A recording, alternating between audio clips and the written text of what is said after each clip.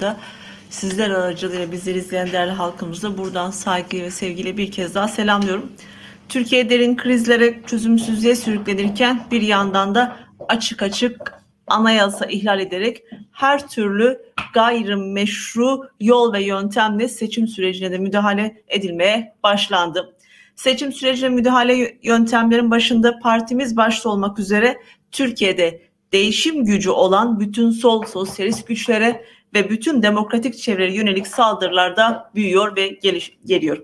Partimiz hakkında açılan kapatma davası, bu davaya iktidarın küçük ortağının savcı rolüyle müdahale etmesi, Anayasa Mahkemesi'nin bu baskılar sonucunda aldığı ibretlik kararlar bütün kamuoyu yakından takip ediyor.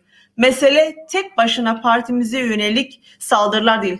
Elbette iktidar bizi faşizmin önündeki tek engel olarak görüyor ve bu nedenle de saldırıyor.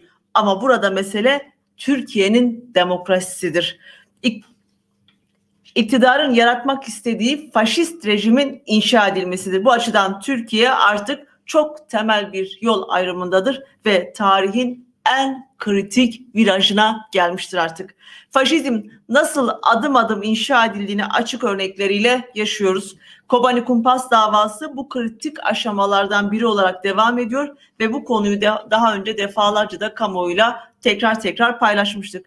Aslında bu kumpas başından beri tel tel dökülmeye başladı, çöktü. Kumpası kuranların ellerinde kaldı. Ama kumpasçılar hiçbir kural, hiçbir değer tanımadığı için kumpas içerisinde kumpas kurarak yargılanan arkadaşlarımızın savunma haklarını gasp ederek bu süreci seçim sürecinin öncesinde de tamamlamak istiyorlar. Selahattin Demirtaş, Figen Yüksekdağ, Sabahat Tuncel'in savunması dahi alınmadan kumpas davası mütalaa için savcıya gönderildi. Önümüzdeki hafta 6, 7, 8 Şubat tarihlerinde savcı bu kumpas davasında mütalasını açıklayacak. Aslında mütalaa dediysek de gerçek bir hukuki belgeden de bahsetmiyoruz. Savcı yıllardır yapıldığı gibi iktidarın kumpas metnini ve iktidarın verdiği talimatları deklar edecek. Bu iş o kadar çığırından çıktı ki bir yargılama yapıyormuş süsü vermekten de vazgeçtiler. Çok fazla hukuksuzluk gördük ama bu denli arsızca yapılan bir hukuksuzluğu görmedik. Savunmalarımızdan korkularını anlıyoruz elbette. Her bir arkadaşımız her cümlesiyle Kürt düşmanlıklarını, suçlarını, kirliliklerini ifşa ediyor. Her duruşmada arkadaşlarımız hesap soruyor. Daha da çok korkun çünkü kumpasınız çöküyor, kendinizi kurtaramayacaksınız ve yarattığınız çöküntünün karanlığın altında da kalacaksınız. Değerli basın emekçileri, elbette ki Türkiye'deki içerisindeki yönetememe krizinin esas nedenlerin başında iktidarın yürüttüğü tecrit ve savaş politikaları geliyor. Özellikle İmralı Adası'nda Sayın Öcalan'a yönelik gerçekleştirilen tecrit, Kürt sorununa çözümsüzlükteki yaklaşımın, Kürt sorununa yaklaşımın açık göstergesiyken iktidarın bütün imkanlarıyla tecrit politikalarında ısrar etmesi, Sayın Öcalan'ın aile ve avukat görüşleri başta olmak üzere en temel hukuki haklarının dahi gasp edilmesi ve engellenmesi artık iktidarın olmazsa olmazlarından ve daha önemlisi tecrit politikalarıyla artık ülkenin yönetildiğini hepimiz biliyoruz. İktidar tecrit politikalarıyla İmralı Adası'ndan Sayın Öcalan'dan başlayarak tekçiliği, yok saymayı, inkarı ve görmezden gelmeyi bugün her yerde, ülkenin her karış toprağında bütün muhaliflere, bütün Kürtlere yönelik gerçekleştiriyor. İşte bu nedenle bizler tecrite karşı özgürlüğü, savaşa karşı barışı savunmaya ve savunmakta ısrarcı olmaya devam ediyoruz.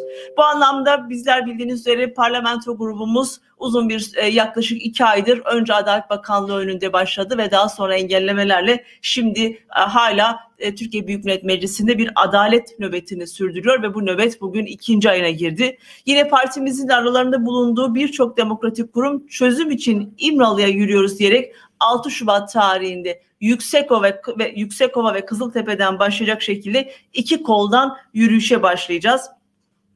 Ve bu yürüyüş kollarında yer alacak heyetlerde birlikte güzergahlar boyunca halk toplantıları, paneller, buluşmalar, kitlesel açıklamalar ile tecrit anlatılacak. Tecrit kırılmadan halkların nefes alamayacağı her alanda vurgulanacak ve yürüyüşümüzün sloganı çözüm için İmralı'ya yürüyoruz diyeceğiz. Çünkü bizler şunu çok iyi biliyoruz. Sayın Öcalan bu ülkede çözümü temsil eden en önemli siyasi aktörlerden biri. Sayın Öcalan bu ülkede halklar lehine sonuçlar yaratan en önemli aktörlerden biri ve bu nedenledir. Çözümsüzlükte ısrar edenler tecrit politikalarında ısrar ediyor ve bu nedenledir savaş politikalarında ısrar edenler tecritte ısrar etmeye devam ediyor. Biz buna karşı her koşulda çözüm için İmralı'ya yürüyeceğimizi ve çözüm için mücadele edeceğimizi, tecrite karşı mücadele edeceğimizi buradan bir kez daha tekrar etmek istiyorum. Tabii bu konuda derdi ülkenin demokrasi olan, gerçekten çözümün gelişmesini isteyen herkesi, bütün demokratik çevreleri de 6 Şubat tarihinde başlatacağımız olan yürüyüşümüze katılmaya buradan bir kez daha davet ediyorum. Bu yürüyüş çözüm içindir. Bu yürüyüş ülkenin geleceği içindir. Herkesi çözümde ve ülkenin geleceğinde söz kurmak üzere alanlara, yürüyüşümüze davet ediyorum. Değerli basın emekçileri, tabii bir yandan da faşizm adım adım nasıl inşa edildiğini, nasıl Türkiye'nin uçurumlarına sürüklendiğini örneklerle yaşayıp buna karşı mücadele yükseltirken iktidara alternatif olduğunu savunan güçler suya sabuna dokunmadan Türkiye halklarından destek istiyorlar. Önümüzdeki tarihsel öneme sahip seçimlere ilişkin ortak politikalar mutabakat metni adıyla seçim bildirgesini kamuoyuna sunan Millet İttifakı ya da altılı masa toplumun ihtiyacı olan köklü değişimlere ve köklü çözümlere uzaktır. Söz konusu metinde 6 partinin mutabık kaldığı temel sorun alanlarına dair uzun bir vaat listesi sıralanmıştır. Bu metinde ağır ekonomik krize, adaletsizliği, hukuksuzluğu, kırıntısı bile bırakılmamış demokrasinin tesisine, yani güncel, yakıcı birçok soruna dair kısmi çözüm önerileri vaat edilmektedir. Fakat hem izlenen siyasetten görüldüğü hem de metnin de açığa çıkardığı üzere bu vaatler köklü ve radikal bir değişimi değil, AKP'nin yarattığı tahribata ilişkin bir restorasyonu bile içermekten uzaktır. Bu metinde ülkenin yüzyıllarını bulan ve en başat, en kronik sorun alanları olan Kürt sorunu, Alevilerin hak ve talepleri, kadın hakları ve toplumsal cinsiyet eşitliği sıradan bir uluslararası sözleşme olmaktan çok öte kadınların yaşam hakkını savunan İstanbul Sözleşmesi'nin tekrar yürürlüğe alınması, cinsiyet kimliklerinin tanınması, doğa alanına karşı ciddi bir ekolojik perspektif, ayrımcılık ve ötekileştirmeye karşı eşit ve demokratik bir toplum hedefi, birer topluma kamplarına dönüştürülmüş cezaevleri ve emek sömürüsünün sonlandırılıp emeğin özgürleşmesi gibi birçok temel soruna ilişkin bırakılan gerçek bir çözüm perspektifi sunmayı bırakın anmaktan dahi imtina edilmiş bir metindir. Özellikle Kürt sorunu gibi ülkenin en ağır sorunu olan ve çok ciddi hak ihlallerini, çok ciddi insanlık suçlarının işlendiği bir alana dair söz kuramamak sadece Kürt sorunu bağlamında değil, Kürt halkının demokratik hak ve talepleri bağlamında değil, diğer sorunların çözümü konusunda da bir samimiyet testidir. Kürt sorunu her şeyden önce bir demokrasi sorunudur. Demokrasinin anahtarı durumunda bir sorundur. Kürt sorunu çözülmeden ülkede asla gerçek bir demokrasiden bahsedilemeyeceği artık tüm toplumun kabul ettiği bir realitedir. Kürt sorunu güvenlik ve askeri alana, yani baskı ve şiddet denklemine sıkıştırmaya devam edip yüzyıllık bir çözümsüzlük politikası ısrarcı olmak, ülkenin eşit ve demokratik geleceğine dair bir çözüm, bir vaatte bulunamamak demektir.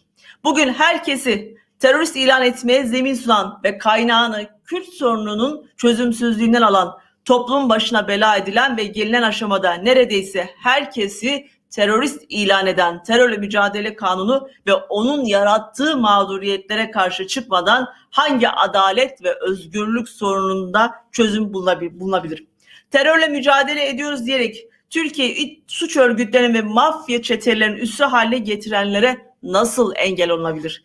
Eşitlik, özgürlük, adalet talep eden milyonlarca Kürt'ün hak ve özgürlük taleplerine savaş, kayyım, operasyonlarla cevap veren AKP ve MHP'nin politikalarına karşı Millet İttifakı'nın çözüm önerisi nedir? Eşit yurttaşlık talep eden, inançlarını özgürce yaşamak ve kimliklerin tanınmasını isteyen milyonlarca Aleviye ne diyorsunuz? Ana dilinde eğitim, kültürel haklarının tanınması ve anayasal güvenceye alınması konusunda halklara ne vaat ediyorsunuz?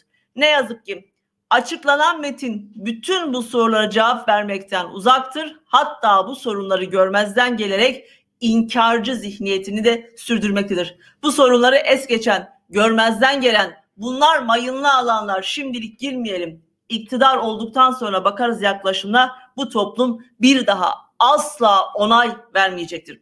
Bir kez daha belirtelim ki açıklanan metin iktidarın çizdiği milliyetçi, inkarcı ve tekçi zihniyetin sınırlarından kopamamıştır. Bu haliyle restorasyon iddiasından bile uzaktır.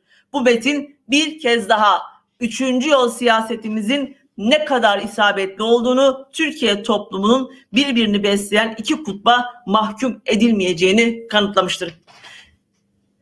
Biz söz düzeyinde değil, biz söz düzeyinde demokrasi değil, radikal demokrasi istiyoruz. Biz Türkiye halklarının bir daha asla yoksulluğa, savaşa, baskı ve zulme maruz kalmayacağı köklü dönüşüm istiyoruz. O yüzden Türkiye'nin bütün köklü sorunlarına en esaslı çözüm önerilerini sunuyoruz. Bunu gerçekleştirecek projelerimiz ve irademiz de tamdır.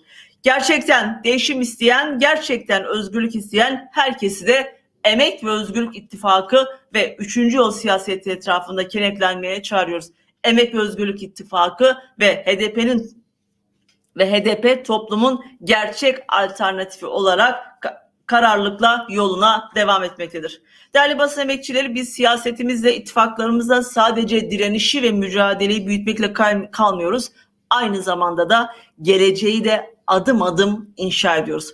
Bu amaçla 2. yüzyılında Cumhuriyet'in demokratikleşmesini geniş katılımlı bir konferansla tartışmaya açıyoruz. 4-5 Şubat tarihlerinde İstanbul'da Demokratik Cumhuriyet Konferansı düzenliyoruz. Bu konferansta Cumhuriyet'in 100. yıl vesilesiyle ezilenler ve ötekiler olarak sözümüzü söyleyeceğiz. Nasıl bir ülkede yaşamak istediğimizi, nasıl bir cumhuriyet talep ettiğimizi tartışmak istiyoruz. Çok sayıda aydın, yazar, akademisyen, siyasetçiyle 2 gün sürecek oturumlarda Cumhuriyet'in demokrasiyle buluşmasının yollarını hep birlikte arayacağız. Hem geçmiş yüzyılın hatalarını ve doğrularıyla birlikte değerlendireceğiz, hem de yeni yüzyılda demokratik bir yeni anayasa, demokratik ulus, yerel demokrasi, demokratik bir ekonomi, kadın özgürleşmesi ve toplumsal cinsiyet gibi başlıklarla nasıl bir gelecek istediğimizi ele alacağız. Cumhuriyet'in 100. yılında gerçekleşmiş bu konferansımızda tarihi önemli bir konferans olacağını düşünüyoruz. İzlemek isteyenler için de YouTube kanallarımızdan canlı yayınlarımız gerçekleşecektir. Değerli basın emekçileri, bu siyasetimizin halktan aldığı güç ve destekle yolumuza devam ediyoruz biz siyasetimize. Bildiğiniz gibi iktidarın noter işlevi gören yargı eliyle hukuksuzca ve hatta korsanca anayasal hakkımız olan hazine yardımımız blok edildi. Bunun üzerine geçen hafta halkımız hazinemizdir kampanyasını başlattık. Bir haftalık süreçte de bir kez daha halkımızın kararlı tutumunu, bizim mücadele azmimizi bir kez daha güçlendirdim. Arkadaşlar, başlattığımız bu kampanyada bir dayanışma kampanyasından çıkmış, halkımızın irade beyanına dönüşmüştür artık.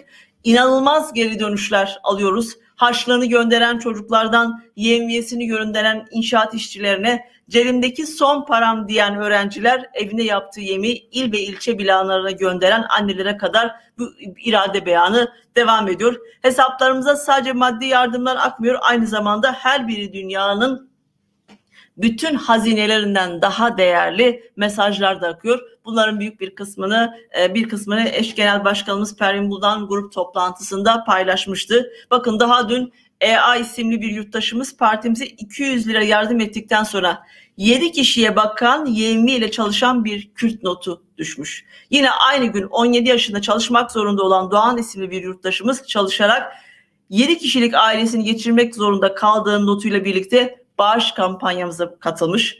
17 yaşında asgari ücretle 7 kişilik aile geçindirmek için çalışıyorum. Henüz maaş alamadım. Cebimdeki son parada size helalı hoş olsun. Serkeftin notuyla birlikte cebindeki 59 lirayı kampanyamıza bağışlamış ve dekontuyla birlikte bize mail olarak göndermiş. Buna benzer binlerce gerçekten mesaj var. Neler yok ki, öğlen yemeği paramı partime veriyorum. Aç kalsak da partimizi yalnız bırakmayacağız. İnşaatçıdan bu kadar. Son param, ben tır şoförüyüm. Çocuklarımın geleceği için kızımın harçlığını gönderiyorum. Yol param da helal hoş olsun. Hayvanlarım için ayırdığım saman parası, erkek arkadaşımla çay içecektik. Partime feda olsun ve daha burada sayamayacağım onlarca içten mesajla geldi bu bağışlar. Geçen gün genel merkezimizi bir vatandaş arıyor. Ben daha önce bağış yaptım ama bugün yapamıyorum demiş. Bunun üzerine arkadaşlarımız, siz her gün bağış mı yapıyorsunuz diye sormuş. Yurttaşımız, evet, sigara satıyorum ve her gün kazandığım paranın bir kısmını size gönderiyorum demiş. Buna benzer binlerce örnek var. İşte bu bir iradedir, bizi ayakta tutuyor. O yüzden dünyanın bütün hazinelerinden daha zenginiz, dünyanın bütün güçlerinden daha güçlüyüz. Bu örnekler karşısında duygulanmamak ve gururlanmamak da mümkün değil. Bir kez daha bu mesajlarla halkımızın hazinemiz olduğu bir kez daha belgelenmiş ve ispatlanmış oldu. Presçapemeniyen Heca ve Hüküm Rıza'nın emli konakaki pır bigrin rehmeter bastı bin le aliye kede bir jibo hılbıjartinen amade karitiye kırın le aliye kede je be zahtu zor o hemen demede bebeş bu politikayın tecrit o şerji berdevam dikin emzanın le tecrit lisel grava imralı edi bu yaji bu deslatari AKP bir şevazı ki revebirin le her deride le her kada le her sıkaka bir şekle ki tecrit revedibi ve tecritede bir yek ali o cudahi kabullake bi zordari o bi işkenceye duhaza bi tecrite li berdavan bike le em sazı o dezgeyin demokratik em be politikayın tecrit em kabul nakin em çencera em dubare gotun u jizanın li parlamenterinde li berderiye despeki li berderiye wezarete dade bu nahajil